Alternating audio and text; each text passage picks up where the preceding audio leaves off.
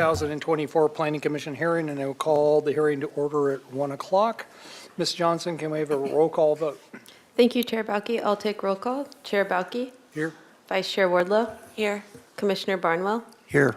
Commissioner Boss? Present. Commissioner DeLuccio? Here. Commissioner Lodge? Here. Commissioner Wiscombe? Here. We have a quorum. Thank you. Okay. Our next item on the agenda is preliminary matters. First will be requests for continuances, withdrawals, postponements, or additions of ex-agenda items. Ms. Arciniega, do we have any of those? Thank you, Chair Bauke. We do have a continuance request due to scheduling constraints today. The item of 711 Bath Street is being requested to continue to June 6th. That was a request by staff, not the applicant. They have accommodated that request and have just asked that the Planning Commission do another site visit in advance of that hearing because they would like the site visit to be fresh in your minds prior to deliberations. So with that request, that item would be postponed. Again, that's 711 Bath Street to June 6th. Okay, thank you. So moving on to announcements and appeals, do we have any of those? Any appeals? Nope, I don't see any. Okay, how about the minutes? We have the review, consideration, and actions on the minutes of April 18th, 2024. Do my commissioners have any comments, corrections, additions? I see no movement, so with that, could I have a motion? I'll make a motion. I thought those minutes were well done. Okay. I'll second. Okay, we have a first and a second, and Ms. Johnson, can we have a roll call vote? Thank you, Chair Bauke. I'll take roll call vote. Commissioner Boss? Yes. Commissioner DeLuccio? Yes. Commissioner Lodge? Yes. Commissioner Barnwell? Yes. Commissioner Wiscombe? Yes. Vice Chair Wardlow? Yes. Chair Bauke? Yes. Motion passes. Okay, so moving on, public comments pertaining to items not on this agenda. Do we have any commenters present or online? Thank you, Chair Bauke. At this time, I haven't received any speaker slips, and I'm not seeing any movement. We also do not have any virtual participants, and we did not receive any general written correspondence, so I'll turn it back over to you, Chair Bauke. Okay, with that, we'll close the general public comment and move on to our new item, which is the Climate Action Plan and Negative Declaration. The Commission is being asked to recommend to the City Council the adoption of the final negative declaration, and adoption of the 2024 Climate Action Plan, and adoption of the Master Environmental Assessment Guidelines for Greenhouse Gases and Emission Analysis. We will have a staff presentation by Mr. Jefferson Linton, and the floor is yours, sir.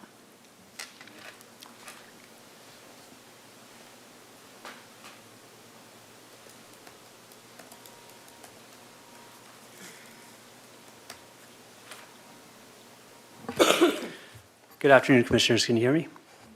Excellent. My name is Jefferson Litton. I'm the Energy and Climate Division Manager in the Sustainability and Resilience Department. To my right, I have Melissa Hetrick, and behind me, I have virtually the rest of my division, as well as my director. We also have from Transportation Planning here today, Jessica Grant, and from Community Development, Julia Peugeot. From our consultant team, we have Ryan Gardner and Lexi Journey to answer questions as needed. So we're excited today to present to you our Climate Action Plan update. So these are the topics that I'm going to walk you through today. First, at a very high level, what a Climate Action Plan is. Then I'm going to walk through the legislative basis that has set the targets that are in our Climate Action Plan today. Then we're going to look at our city emissions in 2019 when we completed our GHG inventory and how our emissions have changed since. We're going to walk through what our division's emission reduction efforts have been since 2019, and then we're going to take a deep dive into the measures and actions that are included in the documents before you today. And then my colleague Melissa Hetrick will walk you through the CEQA-related documents. So at a very high level, a climate action plan is a roadmap to reduce a jurisdiction's greenhouse gas emissions to a target threshold. It starts with an inventory and then from that inventory, developing a set of measures and actions which will help a jurisdiction reduce their emissions to that threshold. A number of those measures must be quantifiable, and those quantifications have to be justified with substantial evidence. Now, if that standard has been met, a climate action plan can be designated a qualified GHG reduction plan, and individual applicants can use the climate action plan to tier off of for their environmental review of their individual projects. And Ms. Hedrick will go into that in a little more detail in a second. Actually, several minutes. So looking at our legislative drivers, the first one is SB 32, which set a target of 40% emission reductions below 1990 levels by 2030. AB 1279 extended that and set a statewide goal of carbon neutrality by 2045. The city in 2020 adopted a more aggressive goal of carbon neutrality by 2035. Here would probably be a good point to define the term carbon neutrality. So carbon neutrality means that a jurisdiction or community will reduce their emissions as much as possible. And for those remaining emissions which can't be reduced, they will either be offset by purchasing carbon offsets or through sequestering carbon from the atmosphere. Some examples of sequestering carbon from the atmosphere would be planting more trees, or spreading compost across the land, which would increase the carbon uptake of the vegetation on that land. So as you look at these goals, I ask you to keep them in mind as we go through all of the measures and actions today, because everything was drafted with the goal of moving us towards these goals. These are the efforts that the city, particularly the Energy and Climate Division, has been undertaking in the past few years towards carbon neutrality. The carbon neutrality goal, that number is actually 2020. But since then, or before then, we adopted our strategic energy plan, which is a roadmap of adding solar and battery storage to our buildings, as well as swapping out natural gas appliances towards electrical appliances so that we can decarbonize our buildings. Two huge accomplishments. First, the launch of Santa Barbara Clean Energy in 2021. So when Santa Barbara Clean Energy launched in 2021, which is our locally controlled, city-controlled community choice aggregator, we began offering all homes and businesses in the city of Santa Barbara 100% GHG emission-free electricity. This is a huge step, and we'll get into what that means in terms of our emissions later. Second big step was the opening of the County Resource Center. Excuse me. At Tehiwa's landfill. Excuse me.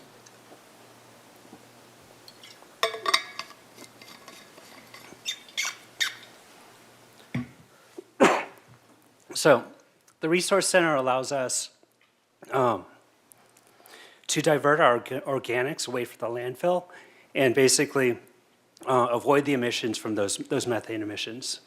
The remaining policies are just things that the division has passed and the city has passed since that point.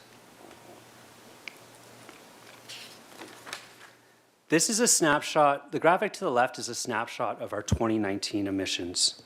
You can see that transportation makes up the lion's share of our emissions, followed up by natural gas, primarily from natural gas usage in our buildings.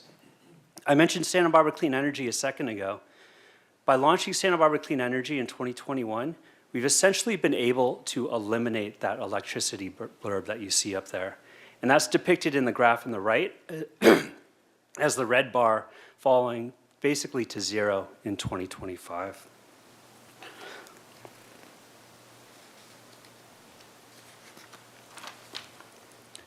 Now, let me navigate you through this graph. So depicted in the top, in that blue line, is the city's emissions, basically if we are just following along state legislative goals. This isn't quite business as usual. If it was business as usual, that line would actually be increasing. The purple line depicts the targets that I went over in a couple slides ago. The first target being the AB 32 target in 2030. The second target being carbon neutrality by 2035. The dotted line that you see there is the city's emissions by implementing the Resource Center in Santa Barbara Clean Energy. So you can see the significant reduction in emissions that have been captured just by those two items. The red line is the city's emissions trajectory if we implement every single measure and action in this climate action plan. It's worth noting that even by implementing every single measure, we do not achieve carbon neutrality by 2035 under this plan. However, it sets us on the pathway, and our division is committed to being iterative and adaptive and revisiting this document every 2 years to see how we can adjust that slope so we can achieve our goals.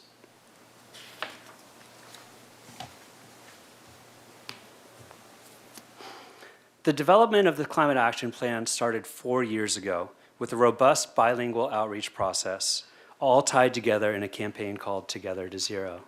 Listed here in the bullets are just some of the measures that we undertook in that outreach campaign. In parallel with that outreach process, we began much of the technical work that informed the CAP. Working with Rincon Consultants, we conducted our GHG inventory in 2019 and began much of the CEQA work. From the beginning, the CEQA work was tied to the city's housing element and the vehicle miles traveled traffic model. Working with city departments, we developed a draft list of reduction measures and actions, which we presented to the Sustainability Committee in April of 2023. After that review with the Sustainability Committee, we again circulated the document to city departments, presented that to the Sustainability Committee again in January of 2024. We recently completed public comment, and through all those processes, we've been constantly refining the document to the document that you see before you today.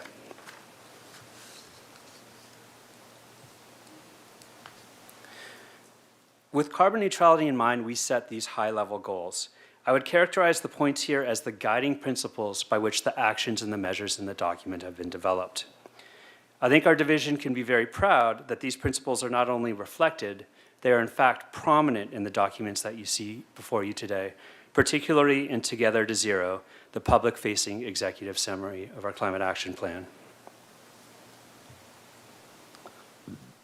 At a very high level, these are all the features in the documents that you have before you today, all 547 pages of them. At a more granular level, these are the specific documents that you find in the CAP. As I mentioned before, Together to Zero, a highly accessible public-facing document, which includes our highest priority actions in an implementation plan for the next 2 years. In the technical appendices, you'll find a complete list of the 128 measures. Actually, that number might not be quite right. I'll get to that right now, number in a second. All the measures and actions, and then the technical evidence, which provides the substantial evidence backing up the reductions in the document. We did a cost and benefit analysis of a number of select measures, and then Melissa will walk you through the master environmental assessment guidelines. The measures in actions in the CAP were divided into these 6 sections. The first four bullet points or sectors are specified by the 2022 California Air Resources Board Climate Change Scoping Plan recommendations. The next 2 bullets we added to our climate action plan, and they're less tied to actual GHG reductions, but more tied to work that can support and enhance the other measures.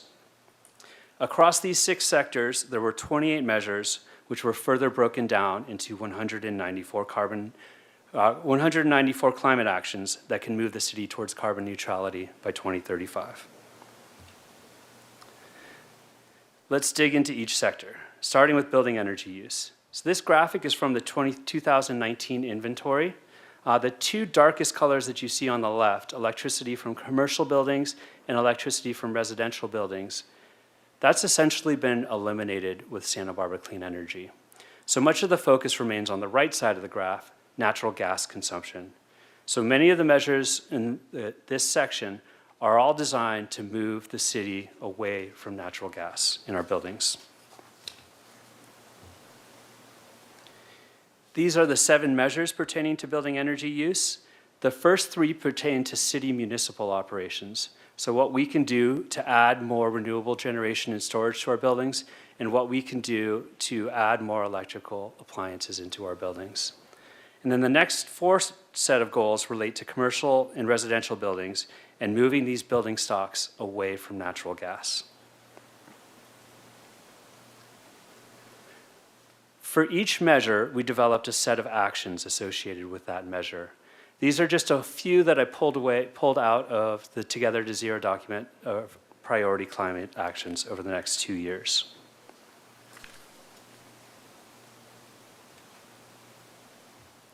Achieving carbon neutrality will require a commitment and a multifaceted strategy to move the city towards this goal.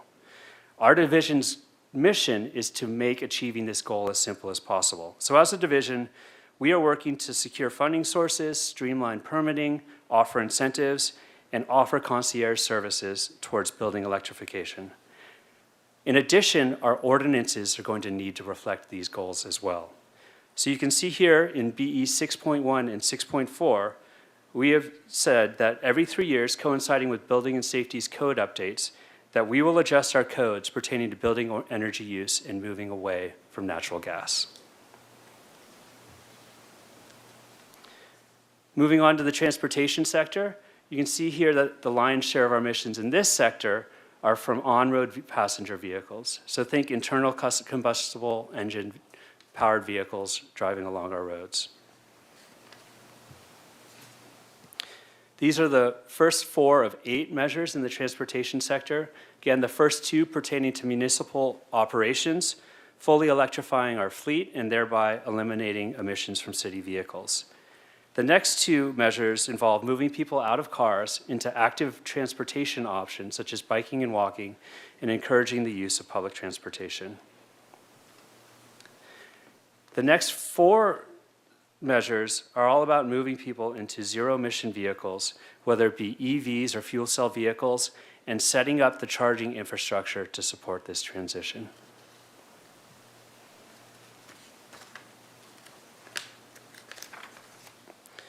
Here are a few of the priority actions that are pulled from the transportation section.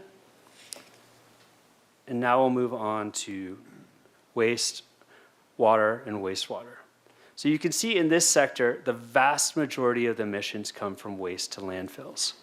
So this points to the importance of the County Resource Center, and with that facility launching the ability to divert organics out of our landfill and avoid those methane emissions. So that's going to take a huge chunk out of our emissions moving forward.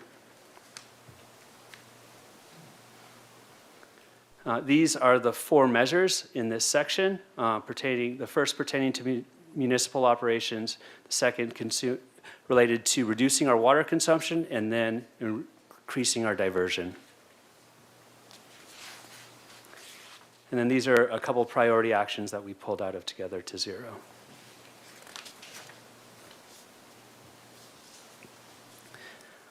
Every sector that we covered before was related to reducing emissions. The carbon sequestration sector is related to capturing carbon out of the atmosphere. And as I mentioned before, there's 2 ways that we can do that, primarily identified in this plan. 1 is increasing our tree canopy, and 2 is spreading compost across our open lands to increase the carbon uptake of those lands. And those goals are captured in these measures here.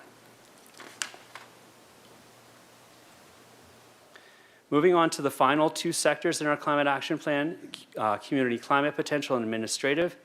As I mentioned before, the measures in these sectors are basically supportive of all the other work that we're doing, the measures and actions in the complete other sectors, and increasing the community's capacity and what we can do as a city in our structures to move these measures forward. And with that, I'll pass it on to Melissa Hedrick. Good afternoon. So as the Planning Commission is well aware, discretionary plans and projects do have to undergo environmental review with CEQA. And the CEQA guidelines allow for the city to address GHG emissions programmatically through what's called a qualified emission reduction plan. And so the 2024 Climate Action Plan has been designed to be that the city's qualified GHG reduction plan. And this will make CEQA review greatly streamlined in this area. So one of the appendices to the plan is called the Master Environmental Assessment Guidelines for GHG Analysis, and it describes the process by which discretionary projects demonstrate that they are consistent with the Climate Action Plan. And it really presents a very simple process that includes a GHG checklist. And only projects that do not meet the GHG checklist or are otherwise inconsistent with the checklist have to do a project-specific quantitative analysis against a project-specific threshold. So the thresholds document does outline the details of that project-specific threshold. It's called an efficiency threshold, meaning that it's based on the amount of emissions per person. But again, we don't anticipate many projects having to go through the detailed project-specific quantitative analysis. Next slide.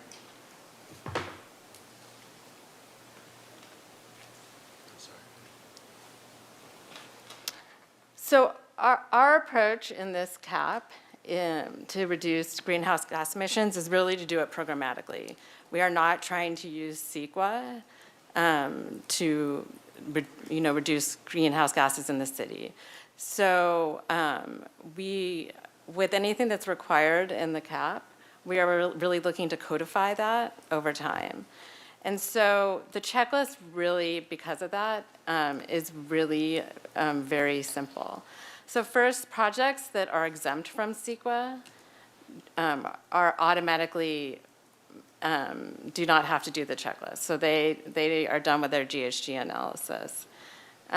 So that really eliminates a lot of the smaller projects. So it's really just projects that require an initial study, negative declaration, mitigated negative declaration, or environmental impact report. So assuming that you are one of those, you make your way through the checklist. And the main items in the checklist are really, are you proposing a general plan or zoning amendment? Because our CAP was designed based on existing zoning and general plan land use designations. And so if you are proposing a general plan amendment or a zoning amendment, you're technically not within the scope of the CAP. However, the applicant in this case can demonstrate that the general plan amendment or zoning amendment proposed would actually result in less or the same amount of greenhouse gas emissions as the current designation, and then they could still use this checklist to comply. Other measures in the checklist are really consistency with things that the city is largely already requiring. Again, the SB 1383 compliance with the landfill and electrifying new buildings. So only projects that are inconsistent with the checklist or are proposing general plan amendments or zoning amendments that would result in increased greenhouse gas emissions are doing project-specific analysis and doing a full technical report. Next slide. So staff has undergone CEQA review of the 2024 CAP and MEA guidelines. We initiated tribal consultation in May 2023, and we did hear from representatives of 2 tribes who really just wanted to keep abreast of the CAP initiatives and didn't have any specific changes requested. An initial study and negative declaration has been prepared that identifies no potentially significant environmental impacts from the documents. The document was released for a public comment period from March 22nd to April 24th, and no comments were submitted on the actual initial study and negative declaration. Next slide. So with that, we're asking Planning Commission to comment on the Climate Action Plan. And the Planning Commission recommend that City Council adopt the final negative declaration, the 2024 Climate Action Plan, and the Master Environmental Assessment Guidelines for greenhouse gas emission analysis. So with that, that completes our presentation, and we're available for questions. Okay, thank you, Ms. Hetrick and Mr. Litton. We're going to take public comment. Is there anybody in the room that has provided a slip? Thank you, Chair Balke. At this time, I haven't received any speaker slips, but if you do wish to speak in person, you can fill out a speaker slip at the back of the room. Okay. I'm not seeing any movement. We also do not have any virtual participants at this time, and we didn't receive any written correspondence, so I'll turn it back over to you, Chair Balke. Okay, so we can close the public comment period on this item and move next to the question period. Who of the commissioners would like to start? Okay, Commissioner Wiscombe, followed by Commissioner Boss. Thank you, Mr. Chair. Excellent, excellent job. And your presentation was great, too. So I just wanted to say that. I just have a couple questions. I was really curious. I'm on page 35 of, what is it, 467. Thank you very much. And there's a check out lesser used transportation items from the city's library of things. I hadn't heard this term before, the city's library of things. So can you explain that and exactly what does one check out from the library of things? So the Library of Things is something that the Sustainability and Resilience Department has set up with the library division, where there are things that, instead of using, say, disposable items, you can check out, say, a set of tableware for your party. We even have induction stoves that you can check out, and you can get an experience using an induction stove.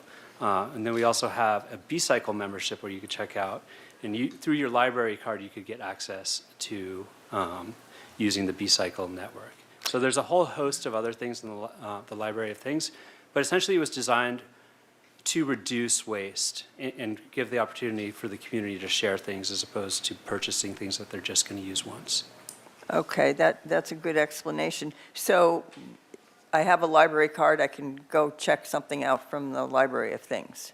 Correct. Okay, so we need to advertise this? I don't think people know about this. We have a very environmentally minded community here, and it just seems that we need to have some sort of system where people understand that this exists, and I think people would use it. So that's just a comment.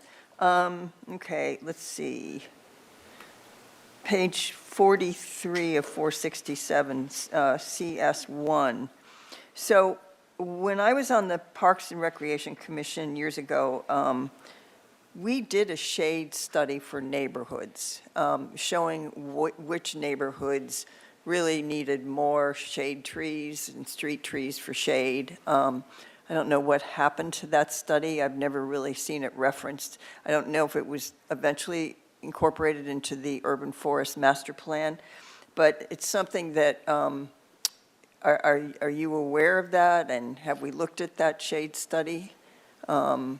It was pretty thorough, because I remember, I think that the west side was pretty deficient in street trees and things like that. So that was, it just might be a helpful tool. Are you aware that it exists? Yeah, Chair Balke and Commissioner Wiscombe, yes, we are aware that that exists. And Good. we're particularly interested in it now because of the Good. increased heat. I'm concerns. really happy to hear that. Yeah. That's good, because some people, when I mention it, some people go, kind of deer in the headlights. So, okay, that's great. So you will be using that then when you, okay.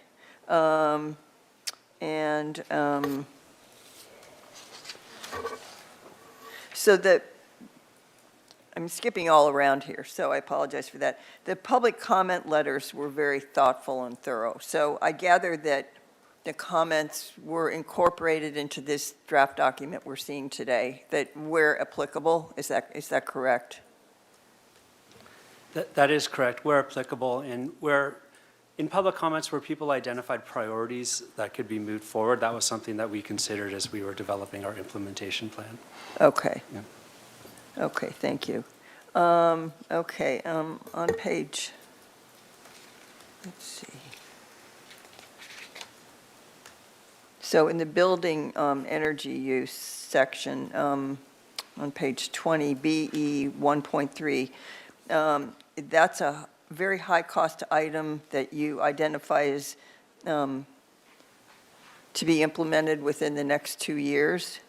It's implement the municipal building decarbonization plan to decarbonize 100% of the municipal buildings by 2035. So is this an action that's already been funded? And if not, given the budget challenges, where will the funds come from? I gather this is to formulate the plan, not to actually do the work. Is that correct? But it's still, you identified as a high-cost item. Commissioner Wiscombe through the chair. Yes and yes. So one of the priority items is to develop the building decarbonization plan, looking at both city facilities and the community and how we can accelerate adding more solar and storage to those buildings. That was actually something that came in public comment, and we moved that further up into our priority list, and we've already funded that plan in our next budget coming up. It will be expensive to decarbonize 100% of municipal buildings, and something that our division has actively been working on every single day, whether it's seeking out grants looking to do that work or entering into power purchase agreements where we basically set up to purchase the electricity at a lower rate than what the utility costs now, and we don't have to pay the upfront capital to purchase those solar and batteries. That's an option as well. So yes, it'll be expensive. Yes, we are working on it, and yes, we are seeking out every possible source of funding to help us get those costs, perhaps with help from state funds and federal funds. Okay, so the $3 signs on this, so the high cost, that's really the implementation phase, or is that both the plan and the implementation are high-cost items? Commissioner Wiscombe through the chair. The plan will be relatively cheap, on the order of between, I'd say, $100,000 and $200,000 for that plan. The implementation is where you start to get to the $3 signs. Okay, yeah, that's what I was asked after. Okay, thank you for that. Okay, and then on page 29, we're into transportation, and T 3.1, which is implement the city's bike master plan and pedestrian master plan goals and policies to create a bike and pedestrian infrastructure that is safer, easier to use, and widely accessible to all community members. This is where we have strength in getting grant funding. And I think I'm going to ask Ms. Grant to come up and talk about grant funding a little bit, because this is, my question really is, this is, again, you've made this a high priority item, or whatever you term it. What do you term it?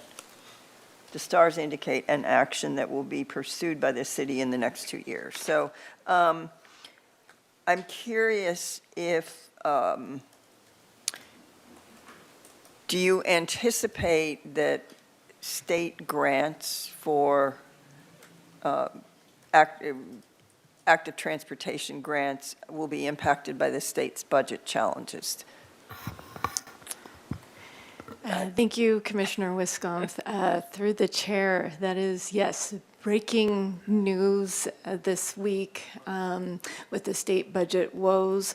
The active transportation is looking at cuts, significant cuts for this cycle 7. There's been 6 cycles to date since the program has begun in 2014, and it has been absolutely game-changing grant source for the city of Santa Barbara and so many cities and counties throughout the state. We are looking at this regionally, and we'll be responding accordingly to try to not have this very important program cut. The program would have about $600 million. This was projected for this grant cycle, and it's the potential for it all, or the majority of it, to be cut this cycle. So we'll know more in the next couple of months. Okay. To date, we've had about $94 million in grant monies come towards active transportation. Yeah, you've done a terrific job on grant, and I was really worried about that, particularly since it's a starred item. So I think, because we're going to enter some tough times. So if that's the case with the state money, this probably won't happen as rapidly as you would like it to, then, within the 2 years. I mean, are there other sources for grants? There are other sources of grants. We have the local Measure A program, but those are smaller dollar ones that we look at, like an intersection improvement. So the active transportation program has really allowed us to look at our network by a corridor approach instead of an intersection approach to really affect change. But there are other sources out there, and we always continue to explore. And a lot of our safety projects also come from the highway improvement safety program as well. Okay, thank you for that. Since we're on to transportation, on the next page, on page 30, this is where we increase adoption of zero-emission vehicles, equipment, and charging stations. Okay, but I think my question is, and it's not, I don't know where it quite fits in here into the transportation section, but we have freeway intersections that are highly impacted with vehicle emissions because of wait times and things like that. And I'm wondering,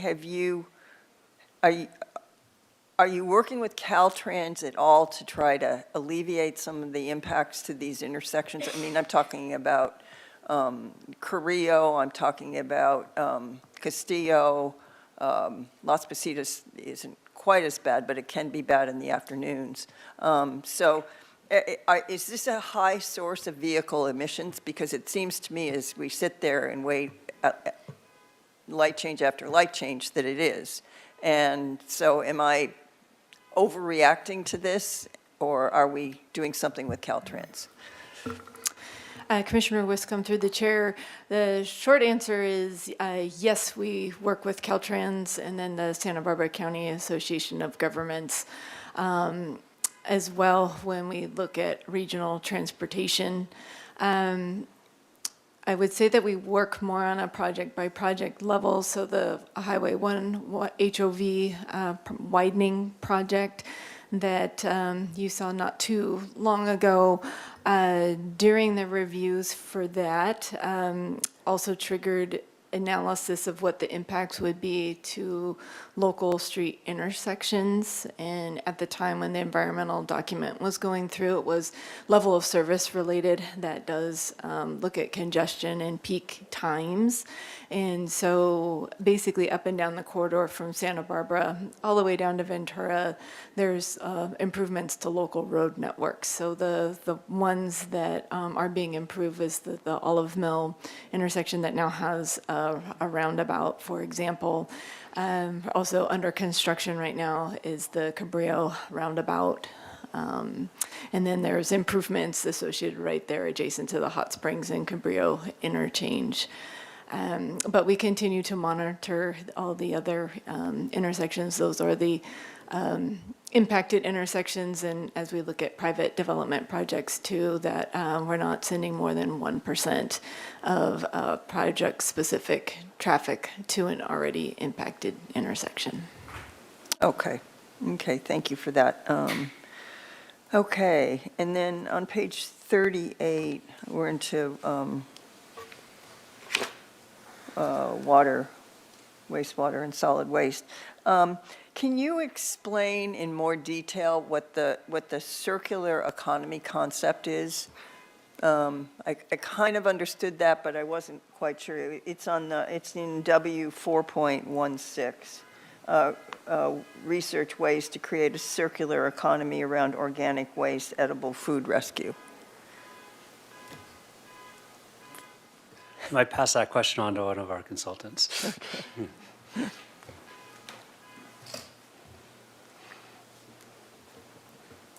Hello, Chair, Commissioners. Yeah, circular economy is really thinking about how we can avoid the landfill, where that's kind of just going from raw materials to landfill. That's like a one-way direction. So circular economy would be, okay, we're gonna produce all this food. A lot of that food is gonna go to waste, so can we divert that to people who need it? And then can we keep the organics that are bad, you know, the banana peels and things like that, out of the landfill to make compost, to grow more food, so that kind of creates more of a circle than just a one-way direction. Oh, okay, so that's what it is. Okay, that's great, that's a great explanation. Thank you so much for that. And then, just I was very excited to see I was very excited to have the community potential section. I think that's a really great addition, but I really like the climate innovation competition for local area students. So is that something that's a starred item, so is that something that we're going to really delve into in the next 2 years so we can? Commissioner Wiscombe, through the chair, we agree and we are excited about that as well, and we've actually dedicated budget towards that in our next fiscal year. Good, good, that's great. Okay, thank you. And Mr. Chair, that concludes my questions. Thank you all very much. Okay, thank you. Commissioner Boss, followed by Commissioner DeLucia. Thank you, Chair. In your presentation on slide 7, you had the emissions forecasts and targets. It was in the report a couple of times too, on page 102 and 306. But I'm curious if you happen to have a slide that resembles the one on page, the chart on page 231, because that includes the 1990 baseline and business as usual. If you don't, that's fine. I'm hoping that you can talk a little bit more about actions at certain times, and it was helpful for me to see the 1990 baseline and the business as usual forecast. Commissioner Bosch, through the chair. Unfortunately, I don't have that slide before you today, but I could go into explaining. I mean, what's really missing is a red line that shows from 2019 that's increasing to up to 800,000 metric tons. And that is business as usual. That's if we do nothing, and we do nothing to comply with what the state is asking us to do, that the emissions across the city actually increase, and we're moving the wrong way. So it really reinforces, one, the cost of inaction, and two, looking at this entire graph, the urgency of moving on these measures and actions now if we really want to achieve our goals. Thank you, and I'm just realizing it would go literally off the chart on this slide. So I think that's helpful for the general public, but also for us to, as a community, to recognize that if we don't do anything, that it goes off the chart in a negative way. So thank you for narrating that. And then also, I think this was on slide 15, but it's also page 19 in the report, just the shift from natural gas. I understand that there are specific actions under building energy and carbon sequestration. There was on page 56, one of the specific actions was to adopt a natural gas end flow date. Do we have a projection for when that would be, or did I miss it? I don't believe that we set an actual end of flow date, but I think that all of these measures, particularly if the goal is achieving carbon neutrality by 2035, our end of flow should be by then, if that's really what we want to do. Okay. I think those are my questions for now, but I'll just say thank you for a very comprehensive report. And I really appreciate that it was done alongside other community engagement and studies like the housing element and vehicles miles traveled. So thank you. Okay, thank you, Commissioner. Next, Commissioner DeLucia. Yeah, I'm blown away by this document. I have to say that, all 497 pages. And your this will stay on the website hopefully for a long, long time, will it? Commissioner, yes, it will. Because I did not print it out. I felt guilty printing this out, especially what the topic is before us today. So I'd really like it to stay up there so I can continue to reference it and read it more thoroughly. And you did answer some of the questions already about I was the question would have been, did you incorporate some of the minor, you did some minor edits based on the letters that you incorporated into the CEQA document. So I think that was answered already. And also, I was very impressed about the grants, $100 million in grants, and that was more for the transportation. Is that more funding for the bike master plan and pedestrian infrastructure, the $100 million?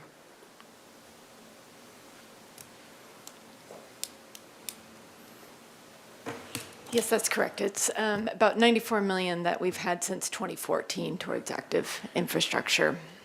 And again, the concern is obviously what's coming down with the state. Is that going to affect the timeline for when we'll find carbon neutrality? I know the city's been. Yes, if there is a hold on this cycle, not only for our jurisdiction to potentially receive grant funding in the future, but for also all the other jurisdictions in the state of California. And then the other thing was, you talk about off-road. I was looking at the transportation emissions. About 14% comes currently from off-road of that little pie chart. That has to do with with leaf blowers and stuff like that. What does the city have an ordinance in place that prohibits the gas leaf blowers and motor? Commissioner, we do have an ordinance in place, and I believe that ordinance has been in place for 10 years. Yeah. Okay. But it seems like 14% still seems really high. I know it's not easy to enforce it, I guess. Correct, Commissioner. I think it's a question of enforcement, and then I think our role as a division is also to provide incentives and to help compel people to make those shifts towards the electrical options. Just a couple more questions. Now, I understand transportation emissions and all you've done there with the grants and everything. Can you just educate me a little bit perhaps about the building energy use and what SB Clean Energy is all about? I imagine that's a way that you feeds money into this also in grants and stuff? Commissioner DeLucia, yes, excellent question, and it's appropriate that we are on this slide as well. Because as we mentioned, with Santa Barbara Clean Energy and defaulting all of our customers to 100% GHG-free emissions, essentially, if you are operating electrical appliances, you are doing that without any emissions in this city. So now really the goal is changing our appliances, whether it be our water heaters, our HVAC units, our stoves, to all electric options. So right now, Santa Barbara Clean Energy and our division, we're working in partnership with the Tri-County Regional Energy Network to roll out and couple incentives and also streamline the permitting to make it easier to make these shifts towards those all-electric technologies. Hi, Commissioner. Is this on? Yeah. Commissioners, Alelia Parento, the Sustainability and Resilience Director for the City of Santa Barbara. And I just wanted to weigh in because it's come up a few times on how we're going to fund these things and the role of Santa Barbara Clean Energy. Something very unique about City Council choosing to create a community choice aggregator on their own is we have ultimate purview over the resources, revenues, and expenditures related to Santa Barbara Clean Energy. And our electrical rate policy is different than most load-serving entities, which limit it to energy efficiency, energy-related expenditures. Santa Barbara's rate-setting policy actually allows it to spend money on any climate action. So it ostensibly could fund any of these actions. It's not enough to fund all of these actions, but it does provide a more secure source of funding than the state's budget, for example, to dedicate to these resources. Thank you for that clarification. I have one final question. Can you go to page 30 of this presentation, please? I think this is a really outstanding chart. We'd love to see more charts like this for other things that come before us. This chart is just so amazing. This is an amazing chart. And I know CEQA, and it's like we always try to understand CEQA better being up here. That's like one of our main things. And so I know this is programmatic, and a lot of, projects that come forward don't need to do further work based on this. But it's not everything would have a neg deck, right? There would be some projects that would have to do some further work based on this new projects in the city. So Chair Belkey, Commissioner DeLucio, it's presumed that if a project is exempt from CEQA, either statutorily or categorically, that it meets our GHG programmatic analysis, because we are codifying everything that we're implementing into this plan. And so, yes, this only applies to projects that are not exempt, so that either require a negative declaration, a mitigated negative declaration, or an environmental impact report.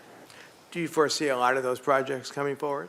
No, it's a very small percentage of So projects. we've covered maybe ourselves so. with this thorough document that you put together for CEQA. Yeah, and in addition, especially if you're not proposing any kind of general plan and zoning amendment, and you comply to the city's natural gas ban, so you have an all-electric building, those are the basics of the checklist. There's other little things in there, and you have to do the VMT work that you normally would have to do, but it's a pretty simple checklist. And a great illustration of that. Thank you. Those are my questions. Okay, thank you, Commissioner. Next is Commissioner Barnwell, followed by Commissioner Lodge, followed by Vice Chair Wardlow. Thank you, Mr. Chair. I want to echo almost every comment that was made, and I also want to double down on how excellent this is and how we need to get it out into the wide world. And getting these things out into the wide world is the thrust of my question right here. Commissioner Wiscombe mentioned the library having these items that you said that we check out. She also mentioned who knows that. That's just one component of this that you presented here, and I didn't see in here a communications plan or how you're going to get this stuff out there. End. Commissioner Barnwell, through the chair, a point very well taken. I think the thing about outreach is you're never doing enough. And so, I think we'll take that point to heart and increase the awareness of everything that we're doing. One thing that the Sustainability and Resilience Department has done is we've created a new community outreach division. So that gives us newfound capacity to spread the word about what we're doing and give the community more opportunities to participate in the incentives and the programs that we're offering. And then my second question is, how are we communicating this information to our own internal staff and how they operate the city? And the one thing that sticks in my mind is the urban canopy of trees.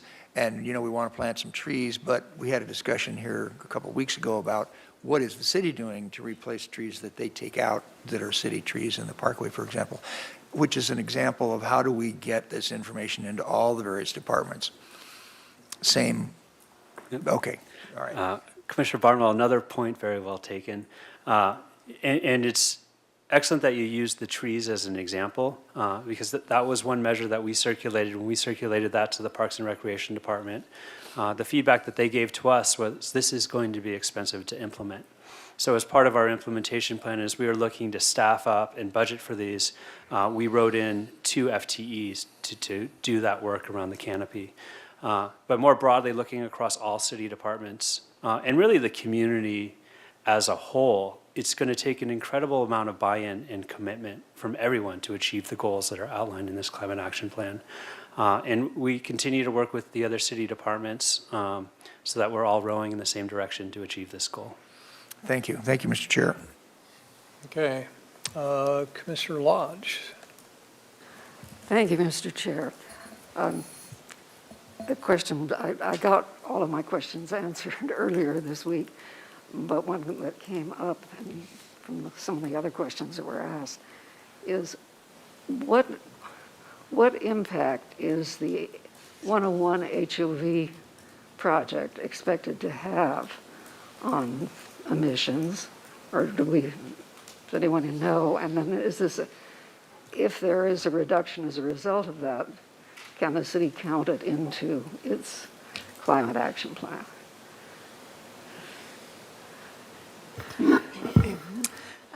Thank you, Commissioner Lodge, through the chair. the 101 HOV project, of course, has a very long history, and it spans not only our jurisdiction, but there are several jurisdictions within the county. So there was an approved environmental document to address emissions. But I think just higher level, when you look at the project, the purpose of the widening was to have a high occupancy vehicle, so to encourage carpooling and then bus transit as well. So paralleling the funding for that project, there's also lots of funding related to like electric buses. Also, we've received some funding from that for electric vehicle stations in the vicinity of the project, and so has the county. So we're all working together to try to offset that. There, of course, with a widening project and adding, it does add capacity, so to be determined on full impacts. But again, they're really trying to take a holistic approach to transportation, and then also happening at the regional and then beyond our regional level too is to get the rail back in service again. With they've been in discussions with MetroLink and Pacific or Amtrak as well. So that's been before the SBCAG Board of Directors, which is comprised of all the local mayors and supervisors for that. So we'll continue to watch out for that and hope to see a pilot coming up soon. Okay, thank you. Okay, Vice Chair Wardlow. Thank you, Chair, and thank you all for your presentation and all of this hard work. It's definitely commendable. No easy lift with the 467 pages. So first, I just wanted to kind of start big picture. Obviously, we received some public comments that was included in the staff report from CEC, and at a high level, they noted, that we're setting the goal of reducing by 47% as opposed to 60% that the CEC recommends. Can you just give us a high-level overview of why that is? We're trying to be realistic. I'm sure there's a lot of constraints. Commissioner Wardlow, thank you for the question. We actually met with CEC directly on the comment letters that they gave us. And essentially, the goals here, this is going to be an iterative document, and it's almost as soon as the document is done, we need to take the next steps. So we are committed to updating the document every 2 years and basically assessing where we are in achieving our goals, and if we need to reach further, then we will. Okay. And is the way that the CEC is laying it out, like there are these different options that we could be pursuing, and you're saying that at this point, the options that you guys have laid out are the ones that are right in front of us, and we'll kind of add to that as we make progress? Chair Wardlow, I'd say that's correct, and I'd also say that through those conversations and through this letter with CEC, we've identified some priority measures to move forward in our implementation plan. For example, an EV readiness plan. They said you should be doing this earlier than is identified, as well as the building electrification plan. You should be doing this earlier than is identified. So moving those things up and then just continuing to iterate. Great. Yes, that was my next question is on page 170 of the staff report, this talks about the costs of retrofitting multifamily housing for electrification, and just wanted to get, a little overview from you all on what that could look like and where that falls in the priority for our city. Electrifying multifamily is a huge priority, and I'd say it's a huge opportunity. One thing that we've already done as a city is we just secured $2 million to add vehicle charging nearby schools and other multifamily units that could be accessible to the homes that aren't capable of adding chargers at those particular homes. But again, working with Tri-County Regional Energy Network and incentives that we can develop through Santa Barbara Clean Energy, it's really how we can make it easier and more affordable to electrify these homes. And really multifamily, you get a lot of bang for your buck there because there's a lot of units in a smaller area. Well, it's encouraging to see this prioritized. My last question is, and I apologize, I forget your name, but you just came up and made some comments about the flexibility in terms of the funding that we have to support this overall initiative at the local level, which I totally agree is really exciting. And given some of the comments that are noted throughout the staff report around the importance and the role that housing will play in general, both in terms of building affordable housing where it encourages a car-free lifestyle, are those funds potentially available to support those housing initiatives? Thank you, Commissioner Wardlow. That has not yet been contemplated. It's not to say that it's couldn't happen. I think the magnitude of funds that are needed for the housing crisis are very different than what I'm talking about with Santa Barbara Clean Energy, which is in the couple of million available versus hundreds of millions of dollars to develop low-income housing. However, what is really front of mind for the team and this plan is the nexus between housing and lowered VMTs, or vehicle miles traveled, which obviously is a huge piece of our transportation emissions, but also workforce development. So none of the building electrification that you're referring to or the vehicle electrification happens with solid workforce development, because we can't even get heat pump installers or HVAC installers to do heat pumps. Like, none of it happens until we do that. So that's probably priority number one, is really the workforce development, and then getting that building science out there. So as we're building affordable housing or housing in general, it's incorporated in there. Okay, thank you very much. That's the remainder of my questions. Thank you. Okay, Commissioner Wiscombe? Thank you, Mr. Chair. I just had one follow-up question to Commissioner Barnwell's question on trees. And you mentioned budgeting 2 FTE positions. Are those to plant trees, or I only question it because Santa Barbara Beautiful, for many years has provided the trees. And I don't know if they still do it. I haven't been involved recently with the organization, but if they still do, then perhaps they would consider actually funding some of a contractor to plant them. Yeah, Commissioner Wiscombe, we always will appreciate any partnerships or any grants or any funding sources that could help us towards those goals. I don't know the exact details about how the Parks and Recreation Department wanted to allocate those FTEs, whether it was for planting them or maintaining them. So we could follow up on that one and get back to you.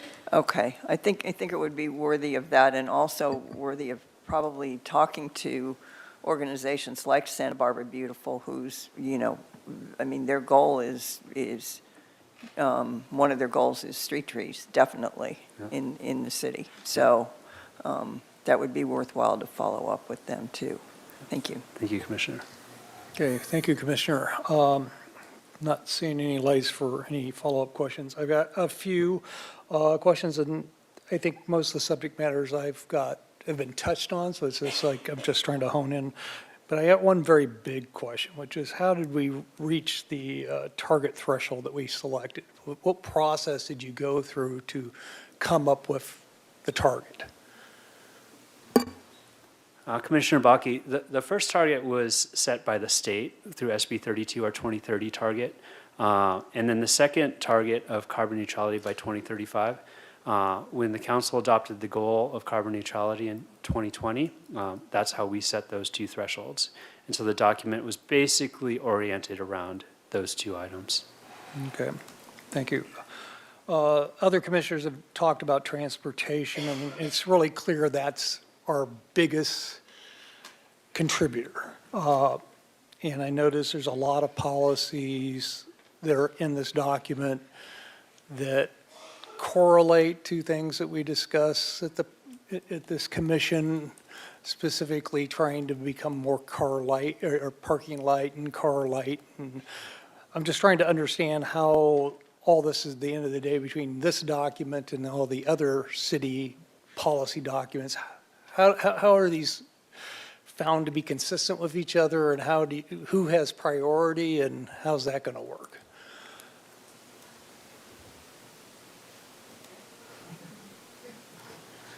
Guess we all want to answer. Chair Balke. So this was very much a coordinated effort between the housing element update, the update to the traffic analysis, our traffic model and VMT analysis, and then the cap development, we did that all together. And in fact, we had a grant source that funded most of it. And so they're very much in line. And the traffic analysis in the cap it incorporates all the other transportation plans and et cetera of the city. And then in addition, the cap does include policies encouraging housing in the city because that reduces greenhouse gas emissions. And so I believe of those things, they're all incorporated into the cap and can be weighed within Good, the thank cap. you. Yeah. Yeah, good answer. I'm trying to understand the reduction based on Santa Barbara clean energy, because if I understand it correctly, and maybe I'm wrong, the community has a choice to opt in or opt out of that, and a lot of people have opted back to Southern California Edison. So how can we take reduction credits if it's not Santa Barbara clean energy that's you're getting your power from? Chair Bakke, so if we go back to, let me find the right slide for you here. That bar does not go completely to zero for the electricity, and so that would account for two things. It would be, one, the customers that have opted to opt down or opt back to Southern California Edison, or opt down to an energy mix that is just 50% GHG free. So that's that small sliver of emissions that we still see. I would say that anybody that is considering opting out to SCE, if you opt down to our Green Start, you're going to get the same electrical rate, and then all those dollars are going to be captured here locally in Santa Barbara and reinvested into our community. So I'd encourage people to do that.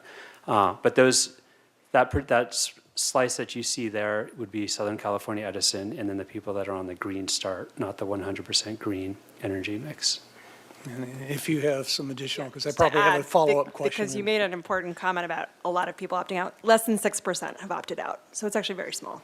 Oh, really? Because you'd think from the commentary on certain social media platforms, it would be much, much higher. Okay, and honestly, I'm still trying to understand what the difference in the rate structures between the two are. And it sort of boggles my mind when I go through this thing. Well, it's not worth spending the time, and maybe something from a public outreach that could be done to make it clear what those marginal differences are would be helpful, because a lot of people think it's a dramatic thing, and some people say it's not, and it's unclear. So that would be helpful.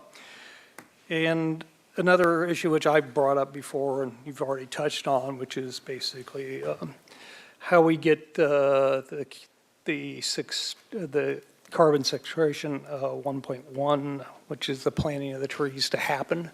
I mean, to me, and I live in Hidden Valley, and Hidden Valley is at that stage in the process of its straight trees that they keep disappearing, but nothing gets planted back, and it's becoming, actually, I can see the difference in heat during the summer from what the neighborhood was 8 years ago when I moved in to what it is now, and it is an increase. So whatever you can do to work with your other fellow city departments to actually, start working on getting that heat island effect reduced by planting more trees would be very helpful. So that's more of a commentary thing, but that was my question, sort of how we get this to happen. Do we need to get the council to budget, X dollars for trees, or how do we really get that to happen? Because I think it's very important. It's one thing is you actually, probably from a cost standpoint, probably a lower cost thing than some of the transportation things that you have on your list. Yep. Chair Bakke, I think there's a number of ways that we can approach that from a budgeting standpoint. I mean, again, as my director mentioned earlier, through Santa Barbara Clean Energy, we can devote those dollars towards anything that achieves climate goals. So that's one potential source of funding. We like to work with all of our other departments and partnerships and see how we can support them or attract grant funding to any of the work that's listed in there. That's much of what my division does. Okay, and the last one, which is somewhat touched on, which is the infamous leaf blower conversation. Is there an existing program now that, because I remember the hearings, I was at those hearings when it came up many years ago, and the room was full of gardeners, and there was all this discussion about how it was uneconomic to go use electric blowers, and the whole battery technology of blowers has completely changed since then. Is there any programs that you foresee having to help those who are in the maintenance business, the garden maintenance business, basically, ditch their gas power motors and go to electric? Do you have those kind of programs in place and funding for that?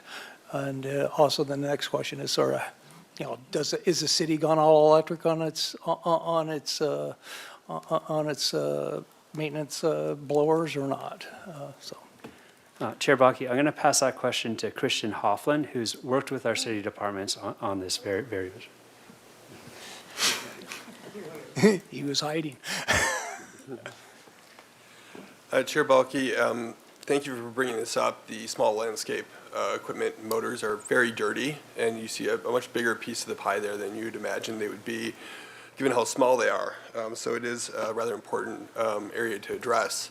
Luckily, the state has also seen this as an issue and passed legislation as of January 1st of this year.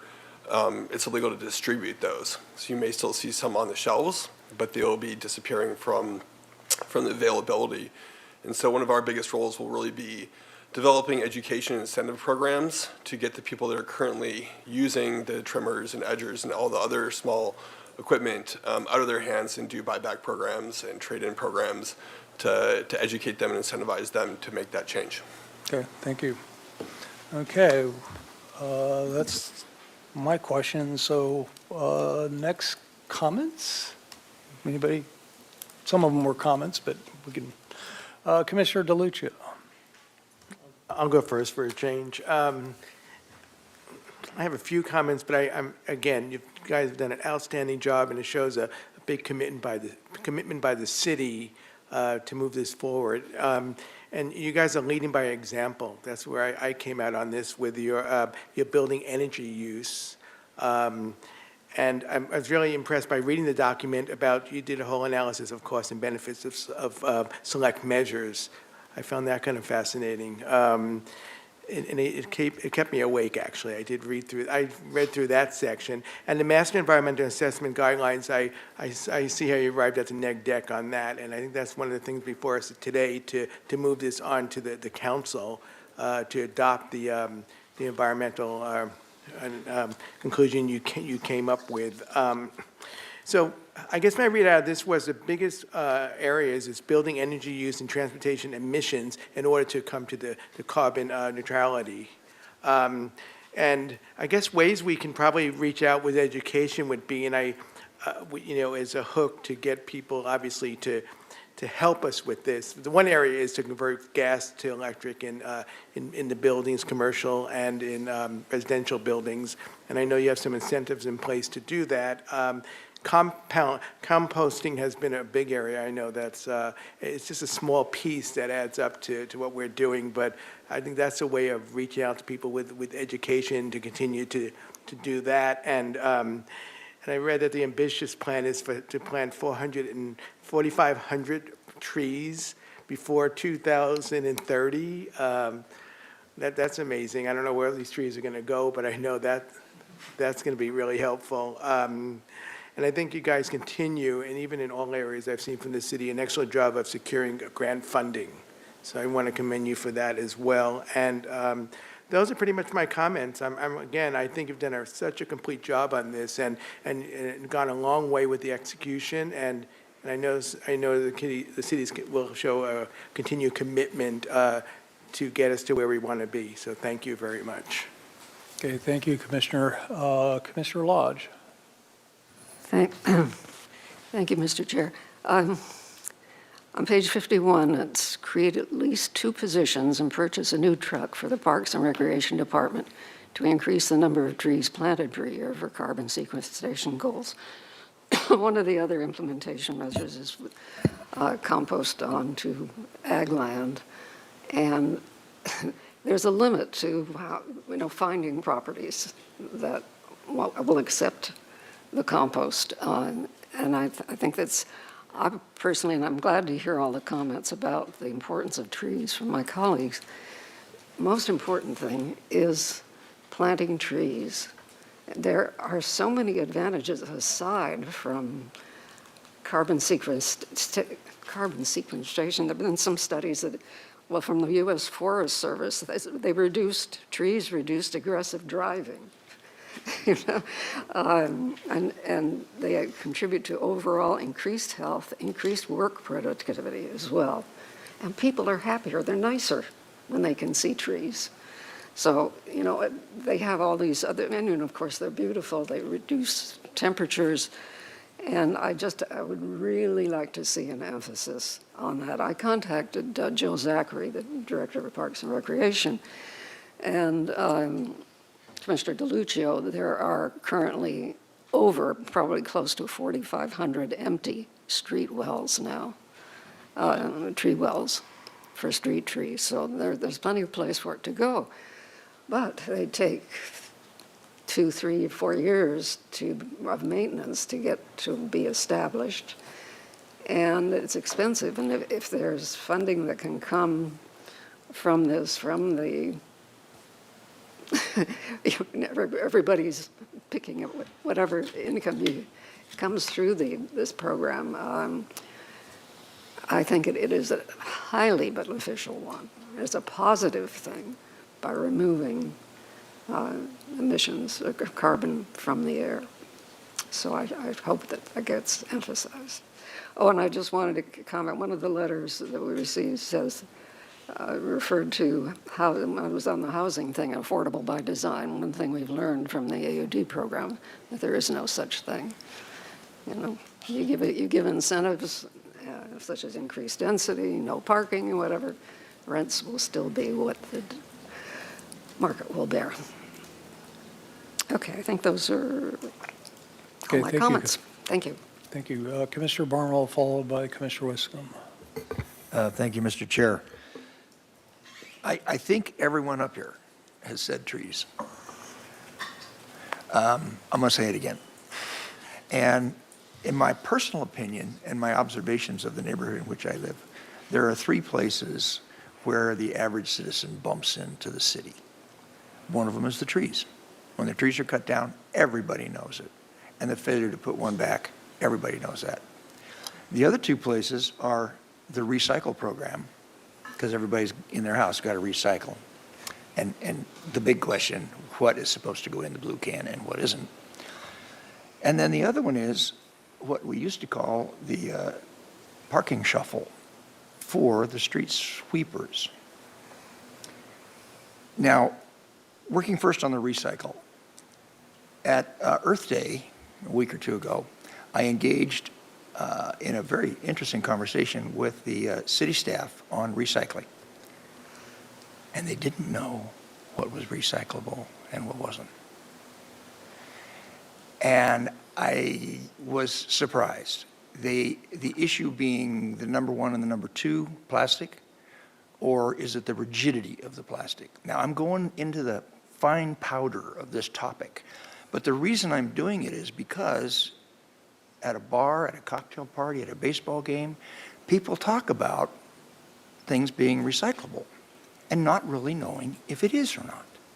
So that is an area in which I think the public outreach is huge. Another one is batteries. We can recycle batteries, but who knows how that's done. So that outreach on particularly on recycling and what it means for Tahiguas. I was on long ago. If we lose Tahiguas, we're in deep trouble because we're not going to be able to find another place to dump our trash. So we want to be very cautious about what we put there. And I think that's, in my own estimation of all these things we're talking about, that's a very, very big one. And then let's go back to the street sweeping, and then I'll wrap it up. The Granada Garage used to be a 1-floor asphalt parking area.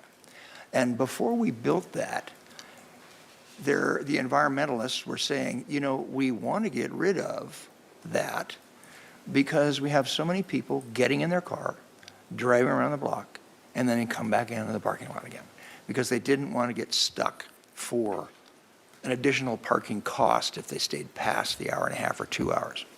I can tell you that in my neighborhood, some of the cars only move for street sweeping. What component is that of cars' emissions? We don't know. But I can tell you for a fact, on my street, many, many cars do not move except for street sweeping. I won't go into the details of what I think some of the solutions are for that, but that's another, you know, it's what a transportation people call it, the last half mile or the last mile. Because that's what we're down to now, right? We're down at the last half mile. So we're trying to figure out what those last things are.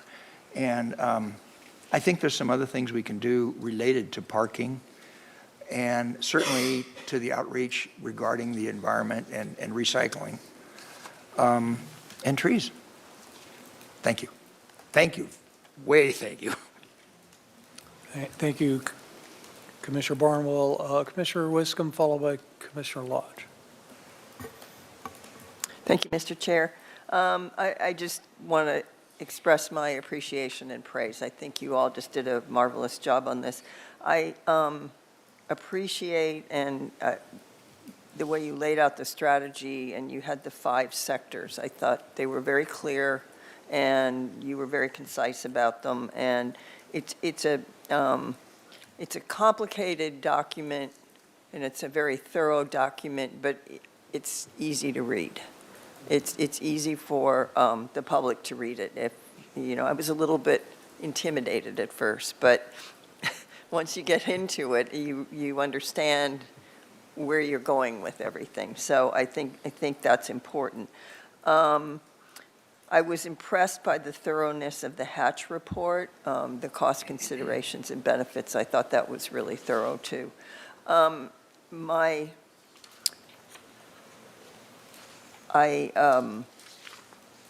As I said before, I really like the climate innovation competition for local area students, but I think we also need to reach more of the public, and I think we can do that. Most of the public is not going to sit and read a 467-page document or even probably a 200-page document, but there are key things in this where we have an environmentally minded community where they can participate and say, you know, you can do your part. You know, collective small steps can lead to big impacts. But I think we need to reach the public and say, this document is there if you really want to go into it, but, you know, here's some executive summary of some things you can do as a community member to help reduce greenhouse gas emissions. And I think that kind of summary would be really helpful. I don't think it's in this document, at least I didn't see it. Did I miss it? In Together to Zero, in some of the individual measures, there's a what you can do in one of the quadrants. But I think in general, I think your point is very well taken that we should do a whole outreach campaign about how the community can engage in this climate action plan. Yeah, okay, thank you. Yeah, I really felt that, because if you know, I'm a planning commissioner, it's my job to read this document, but as a citizen, you know, that's busy all day, you know, what can I do? I don't know, without reading a huge document. So I just think some sort of summary steps would be really, really helpful. And then if people want to go further, they can turn to this document, which really does a great job. I mean, you did a great job on the scheduling, the priorities, all the goals and actions, the costs. It's just really marvelous. So thank you very much. Really appreciate it. Commissioner Lodge. Thank you, Mr. Chair. I missed something that I did want to comment on. In Appendix C on page 129, it says, with the city on track to add an additional 30 miles of bike lane by 2030, there would be approximately 5.4 miles of bike lane per square mile of city. Based on other similar cities, it would seem that this increase in bicycle lane miles would lead to a bicycle mode share of approximately 10%. However, census data has shown that bicycle mode share in this city has been slowly decreasing over time, despite an increase in bicycle lanes, with 2021 census data showing a 2.9% bicycle mode share. We can't count on bike lanes really making much of a difference, it appears. I just wanted to point that out. Ms. Grant, do you want to respond? If that's okay, thank you, Commissioner Lodge. I'm glad you brought that up. As far as for the adding of 30 additional miles of bike facilities, that was a baseline that was added in our 2016 bicycle master plan. We had approximately 60 miles of bike facilities, and the goal was to get to 30 additional miles by 2030.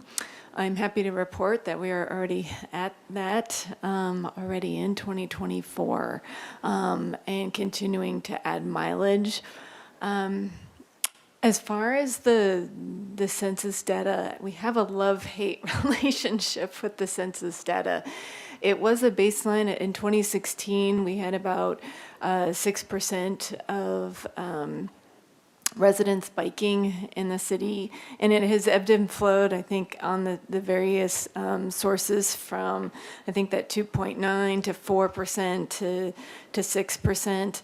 I think it's important to note that for the census data, it's only tracking workers ages 16 and up, and it's not tracking all bike usage.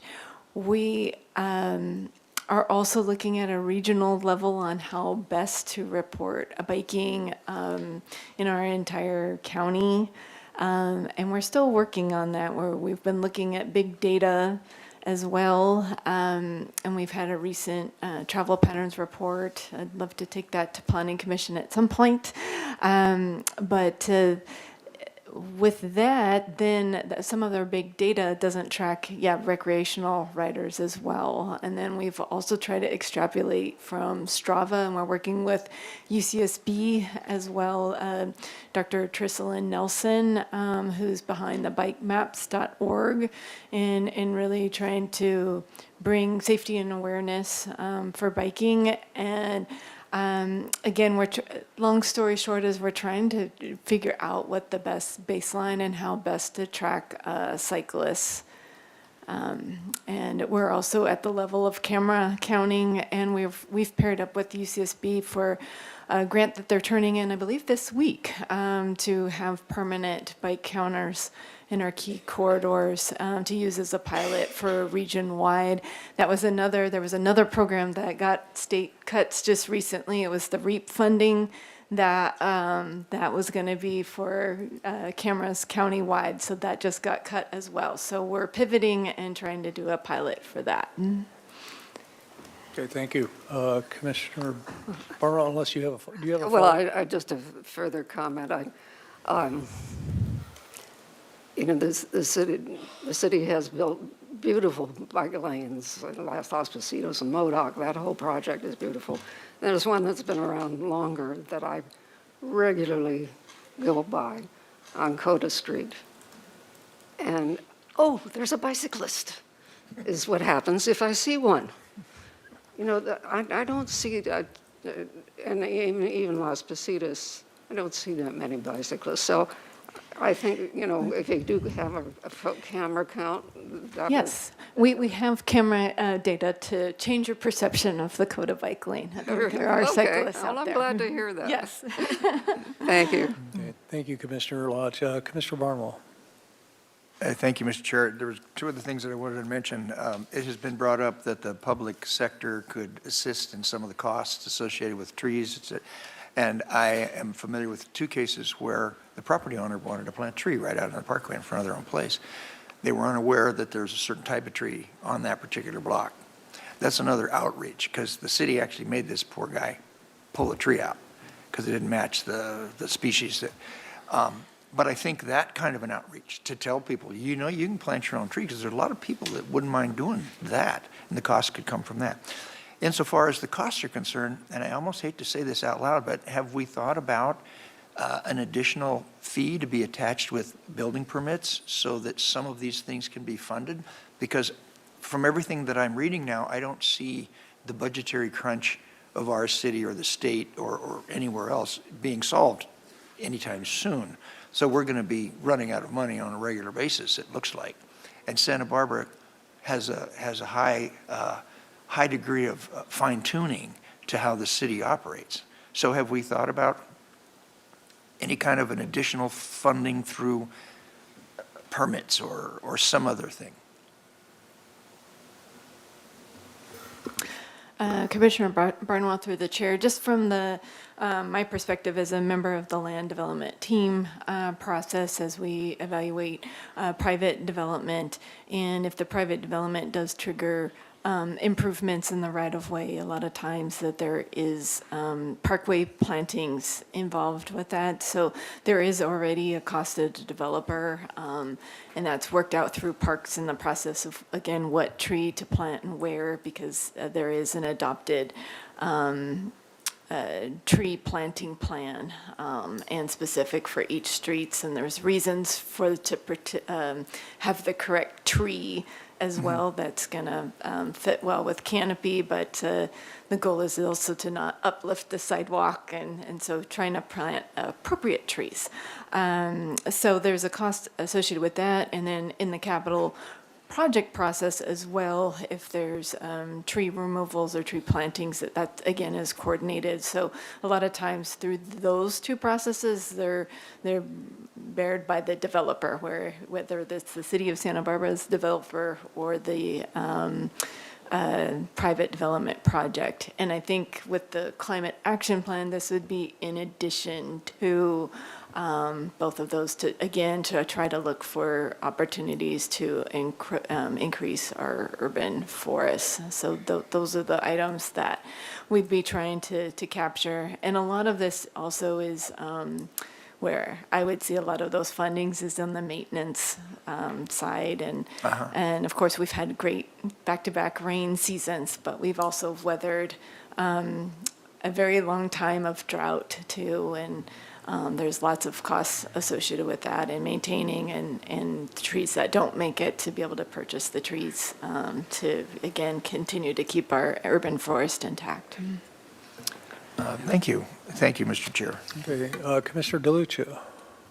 I wanted to add a couple of things. Are we talking about, have we identified where these 4,500 trees are going to be, or was this just something put on a piece of paper? Commissioner DeLucia, this was the first step is getting that into the climate action plan. The second step is basically setting up the implementation plan and working with parks to lay out the plan for the trees. This sounds aspirational in a way. Now, as far as development goes, is it pretty much a like for like in replacement of trees? Is that the policy right now, maybe? Commissioner DeLucia, through the chair, generally speaking, it's a one-for-one replacement, but again, it depends on where the tree removal is happening, or if it's more a rural setting. So for example, like the Las Positas Modoc multi-use path that went in, that we had a higher replacement of oak trees. Yeah, I'm not advocating well, we don't do that anyway over here. The council does that. Wouldn't advocate putting an additional fee on a permit to add a tree, but maybe looking at the policy that we have, the ordinance for development, to maybe it's more than a like to like. So that's for another discussion, perhaps. The other thing is, Together to Zero, the first part of this document, like the first 50 pages, I thought was an attempt actually to simplify it, to engage you to go into the document, you know, the part I'm talking about. So maybe that just needs a little more refinement, but, and maybe it needs to be kept separate from the other stuff, the technical stuff in the document. And also I do believe that the public, and maybe myself too, needs to be a little more re-educated on recycling, because we have these bins, the blue, green, yellow bins and batteries and everything, and I don't think everybody is clear about what to do with them. So, I don't, do you guys have something that explains that, a very simple document that you issue? Hi. Yes, Commissioner DeLucio, we have an entire division that manages our solid waste program, and they have a really robust outreach program. The problem with recycling is it changes basically annually with what is recyclable and what is not. Also, the launch of the Resource Center, which is helping with the organics disposal and diversion, is also helping with enhanced recycling. They're high-touch, hands-on facility up at the Tejas landfill. And so some of the educational gap has been met by just a technology solution, but the team's always looking for ways to engage with the community. We have television ads, newspaper ads, really fun social media posts. But as Mr. Litton pointed out in the beginning, you can never do enough outreach. And I know where I work in my office, the city has come out and, put the bins and explain them and everything, put the signage up, and so, but. And that's always on offer. It's always what? On offer. We will come out anytime. Exactly, yeah. So, thank you, that's all I had to say. Okay, thank you, Commissioner DeLucio. I'll follow up with just a couple of comments. First off, the report's very well done, it's comprehensive, and I do appreciate the cost-benefit analysis, because some of us get into that conversation and look at those level of the weeds. And it's really clear that at least through the mitigated ND documentation, you really show us what the effectiveness of these policies is, as to what level of GHG is going to be tied to each one of these, and I think that's very good. I think that's very helpful.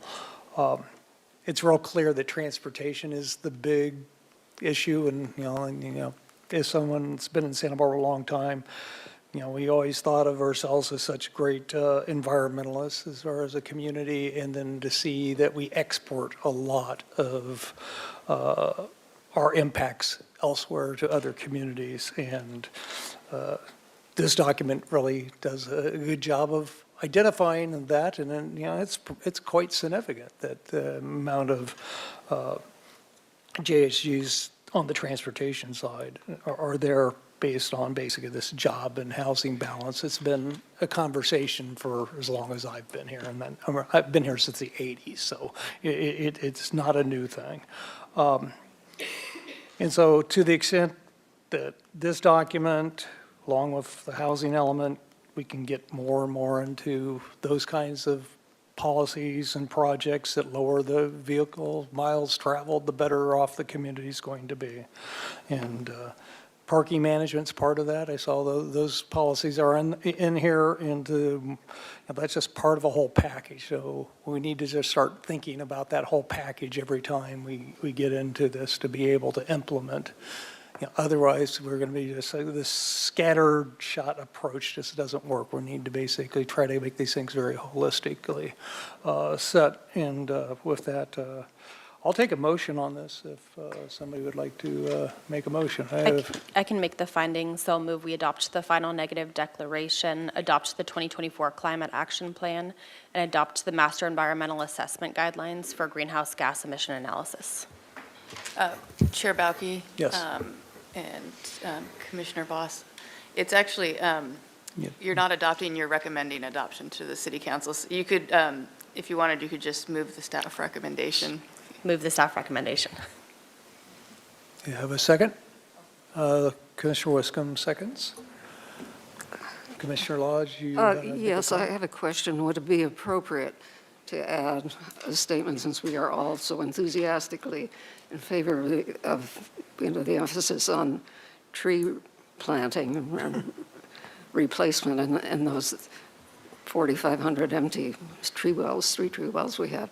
Would it be appropriate to add something to that effect to the motion?